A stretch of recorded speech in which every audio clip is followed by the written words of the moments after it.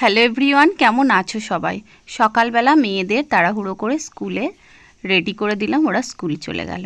এদিকে সমস্ত কাজগুলো আমি গুছিয়ে নিচ্ছি। বিছানাটা প্রথমেই গুছিয়ে নিচ্ছি। বিছানা যদি অগোছালো থাকে একদমই ভালো লাগে না, তাই বিছানাটা আগে গুছিয়ে নিচ্ছি। প্রচণ্ড গরম, আর তাড়াহুড়ো করে কাজ না করতে পারলেও করতে হবে, তাই আস্তে আস্তে চেষ্টা করছি যে সমস্ত কাজ একদম পুরোপুরি কমপ্লিটলি গোছাতে।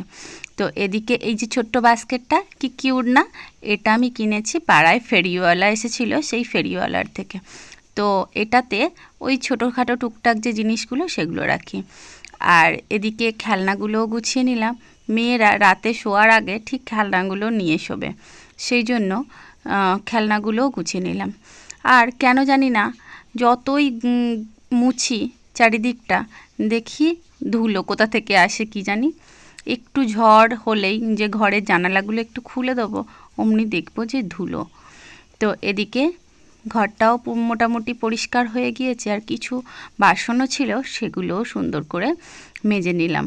কয়েকটা বাসন চায়ের বাসন ছিল সেগুলোই।